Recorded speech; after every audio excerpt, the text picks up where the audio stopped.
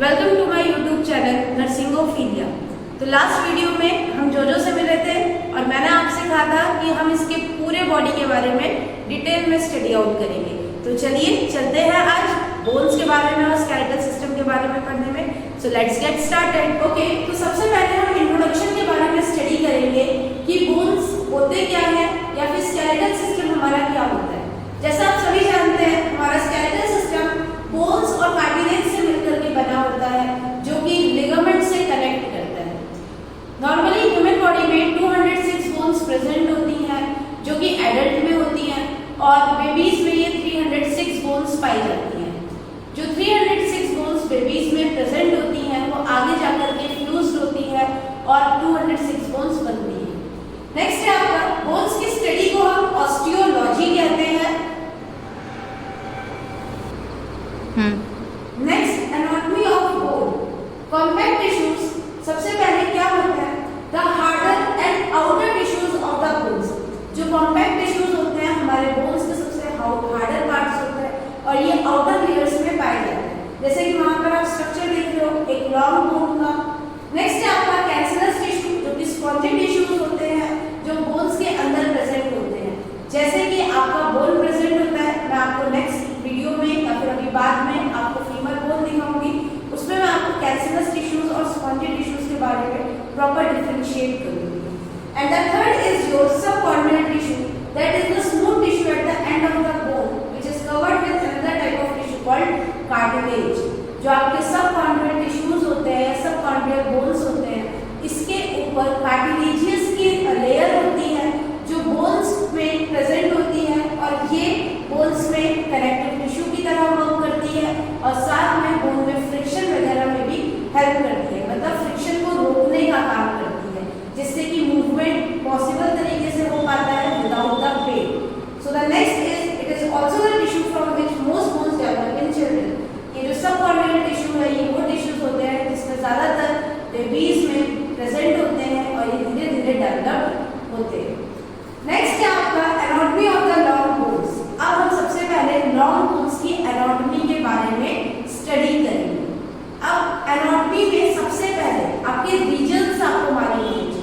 Regions जैसे कि सबसे पहला है आपका एपिफाइसिस। एपिफाइसिस आपका वो रीजन होता है जिसमें आपके सबसे अपर स्ट्रक्चर प्रेजेंट होता है। देन आता है आपका मेटाफाइसिस एंड आफ्टर दैट आता है आपका डायफाइसिस। एपिफाइसिस में यहाँ पर the wider section at each end of the bone is called as epiphysis. जो बोन का सबसे ब्रॉड स्ट्रक्चर होता है, वाइडर स्ट्रक्चर होता है, जैसे आप यहाँ पे देख सकते हैं, उसको हम एपिफाइसिस कहते हैं। Next, it is filled with the spongy bone, red marrow, fill the space in the spongy bone. Each epiphysis meet the diaphysis at metaphysis. आपका जो एपिफाइसिस होता है ये मेटाफाइसिस से मीट करता है, दैट इज सबसे ऊपर एपिफाइसिस प्रेजेंट होता है, इसके बाद आपका मेटाफाइसिस प्रेजेंट होता है हर लॉन्ग बोन के अंदर। When the bone stop growing in early adulthood, जैसा कि अब आप सभी जानते हैं कि हम हमेशा तो लंबे नहीं हो सकते, तो उसकी एक ग्रोथ की एज होती है जो कि 18 to 21 ईयर होती है। जैसे ही हमारी ये ग्रोथ एज खत्म हो जाती है, वहां पर एक एपिफाइसियल लाइनिंग प्रेजेंट हो जाती है। सो दैट यही लिखा हुआ है आपका कि एडल्टहुड में 18 से 21 ईयर के बाद आपकी ग्रोथ डेवलपमेंट खत्म हो जाती है, बंद हो जाती है। The cartilage is replaced by the osseous tissues and the epiphyseal plate become epiphyseal man. अब जहां पर ग्रोथ आपका खत्म हो जाता है, वहां पर आपकी एपिफाइसियल लाइन बन जाती है। जैसे हम सोचते हैं ना कि हमारे भाई बहन अभी तो इतने छुटकू से थे 10-12 साल में, ये अचानक से इतने लंबे कैसे हो गए? तो एक्चुअल में क्या लंबा हो रहा है? उनके बोन्स, उनके मसल, और वो बोन्स और मसल आपके एपिफाइसियल रीजन पे ही बढ़ते हैं। फिर नेक्स्ट है आपका डायफाइसिस। डायफाइसिस आपका मेजर पार्ट है जहाँ पे ब्लड नर्व्स सप्लाईज होती हैं, नेटवर्क कैपिलरीज प्रेजेंट होती हैं और भी बहुत कुछ। तो देखते हैं हम डायफाइसिस के बारे में। जैसे ये ट्यूबुलर शाफ्ट होता है जो कि आपके प्रॉक्सिमल एंड और डिस्टल एंड से कनेक्टेड होता है। अब इसमें बेसिकली क्या होता है, एक मेडुलरी कैविटी होती है जिसमें लाइनिंग को कहते हैं हम एंडोस्टियम। अब देखिए यहाँ पे रेड में लिखा हुआ है, lining is called as endosteum where bone growth repair and remodelling occur. कई बार होता है ना, हमें बोन फ्रैक्चर हो जाते हैं या फिर बोन डैमेज हो जाती है, तो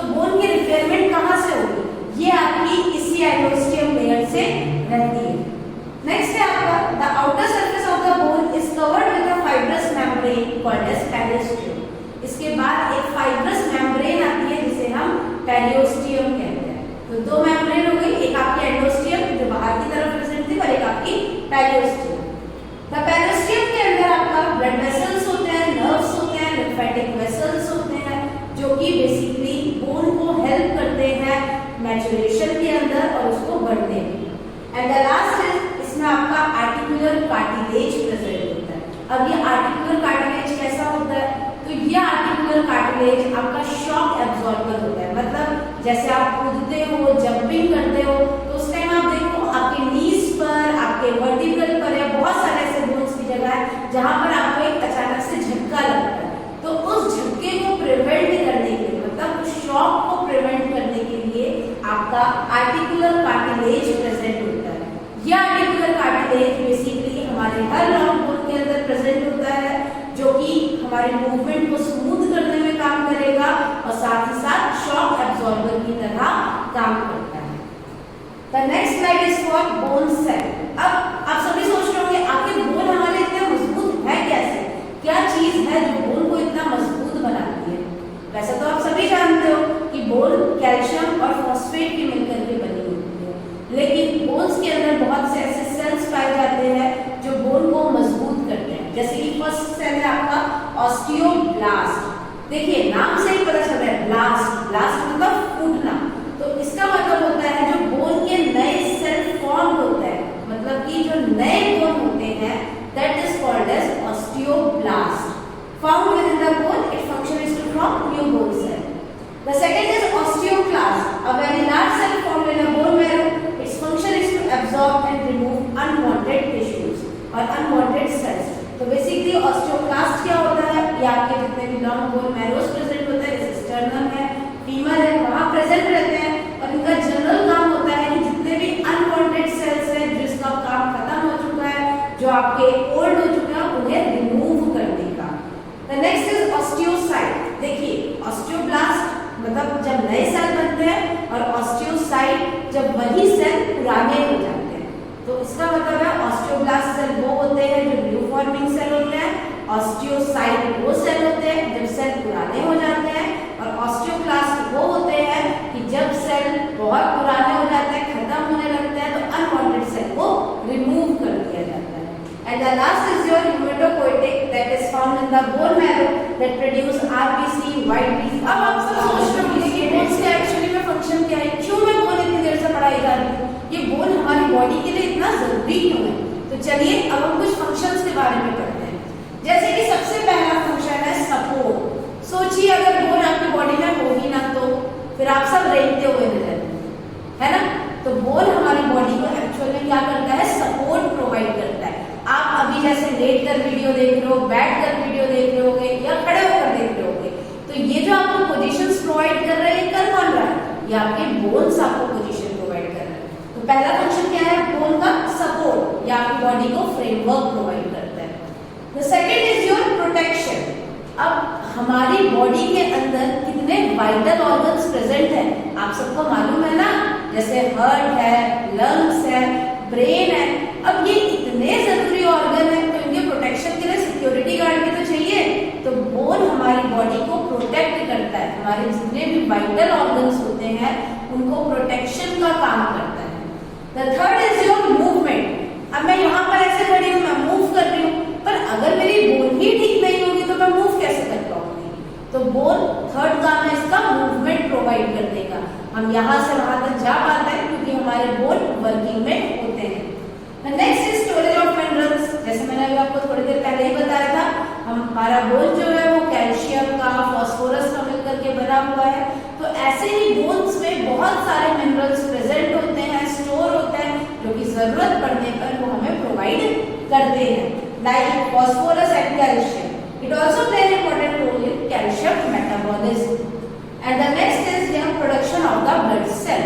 अभी जैसा आपको पता चला था कि बोन जो है उसमें ही रेड बोन मैरो प्रेजेंट है, जो आपके आरबीसीज, डब्ल्यूबीसीज या आपके ब्लड सेल्स बनाने का काम कर रही है।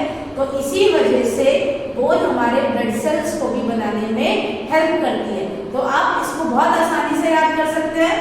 सपोर्ट प्रोवाइड करती है, मूवमेंट प्रोवाइड करती है, प्रोटेक्शन देती है, आपको आपकी बॉडी में जितने भी फ्रेमवर्क है उसे प्रिपेयर करती है और साथ ही आपका ब्लड सेल बनाने में हेल्प करती है।